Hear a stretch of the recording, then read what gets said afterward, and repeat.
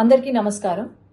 మహావిష్ణు స్వయంభు ఆ తిరుమల కొండలపై వెంకటేశ్వర స్వామి రూపంలో వెలిసి పాపాలను కడిగేవాడు వెంకటేశ్వర స్వామి.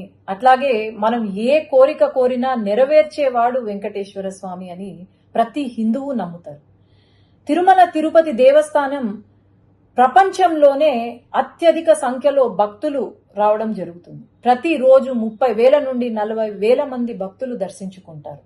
అట్లాగే అత్యధిక ధనిక దేవాలయం ఏదైనా ఉంది అంటే అది తిరుమల తిరుపతి దేవస్థానం. అలాంటి తిరుమల తిరుపతి దేవస్థానాన్ని దర్శించుకోవడానికి, వెంకటేశ్వర స్వామిని చూడ్డానికని చెప్పి నెలల తరబడి వెయిట్ చేసి మరీ దర్శనం కోసం వస్తారు భక్తులు. తర్వాత లైన్లో గంటల కొద్ది క్యూ లైన్లో వెయిట్ చేసి ఆ తిరుపతి లడ్డూ కోసం, ప్రసాదం కోసం అని చెప్పి వెయిట్ చేసి ఇంటికి తీసుకెళ్లి దాన్ని పూజ చేసి, ఎంతో నిష్టగా పూజ చేసి అందరికీ పంచి పెడతారు. అలాంటి తిరుపతి లడ్డూలో మొన్న ఏదైతే రిజల్ట్ ల్యాబ్ టెస్ట్ ఏదైతే వచ్చిందో, మన హిందువులు గోవుని ప్రతిరోజు పూజిస్తాం. దేవుడితో సమానమైన ఆ గో మాంసం ఏదైతే ఉందో, లేదంటే చాప నూనె ఏదైతే ఉందో, అది లడ్డూలో కనిపించడం అనేది ఇంతకన్నా పాపం వైఎస్ జగన్మోహన్ రెడ్డికే దక్కుతుంది. ఎందుకంటే హిందువులు కాని వాళ్ళు, అసలు హిందుత్వాన్ని నమ్మని వాళ్ళను అక్కడ చైర్మన్లుగా తీసుకొచ్చి, కరుణాకర్ రెడ్డి అని చెప్పి అక్కడ చైర్మన్ గా తీసుకొచ్చి, ఆయన వెంకటేశ్వర స్వామి ఒక నల్ల రాయి అని చెప్పి, అలాగే ఆ 7 కొండలు ఎందుకు, 5 కొండలు చాలు అని చెప్పి ఒక జీవోని తీసుకొచ్చి పెట్టారు. అట్లాగే వైవి సుబ్బారెడ్డి గారు అని చెప్పి ఆయనను తీసుకొచ్చి, అసలు హిందుత్వం అనే నమ్మని వాళ్ళను తీసుకొచ్చి ఈరోజు మరి అసలు వీళ్లకు ఆ ఆలోచన ఎలా కలిగింది అనేది నాకైతే అర్థం కావట్లేదు. ఎప్పుడో 1857లో సిపాయి మ్యూటినీ అని విన్నాం. అది బుల్లెట్లు, బ్రిటిషర్లు చేసే బుల్లెట్లలో గోమాంసం ఉందని చెప్పి అదే ఫస్ట్ వార్ ఆఫ్ ఇండిపెండెన్స్ అని కూడా అంటారు.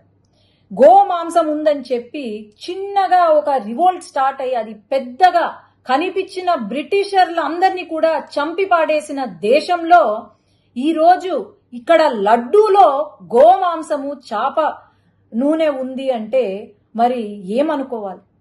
మనము ఈ గత 5 సంవత్సరాల కాలంలో మనం గమనిస్తే అసలు గుడులకు వాల్యూ ఇవ్వని ఆ ప్రభుత్వం, వైఎస్ఆర్సీపీ ప్రభుత్వం ఏదైతే ఉందో, నేను చెప్తూనే వచ్చాను.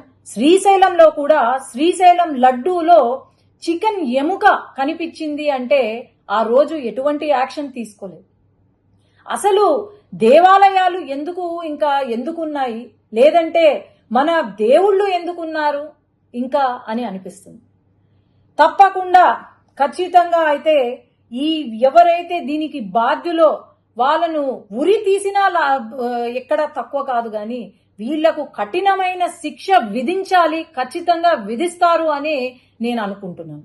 సీఎం గారు వెంటనే, మన గవర్నమెంట్ ఫామ్ అయిన వెంటనే తిరుపతి లడ్డు నాణ్యత కోసం, అది చాలా చిన్న విషయం కావచ్చు కానీ తిరుపతి లడ్డు నాణ్యత ఎలా ఉంది అని చెప్పి ల్యాబ్ రిపోర్ట్కి పంపించారు అంటే ఇంతకన్నా మంచి ముఖ్యమంత్రి, మంచి పాలన ఎక్కడైనా ఉంటుందా అని నేను భావిస్తున్నాను.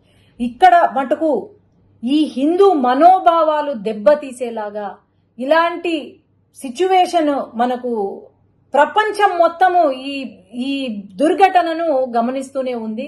ఖచ్చితంగా వీళ్లకు కఠిన శిక్ష వేయవలసిందిగా నేనైతే కోరుతున్నాను.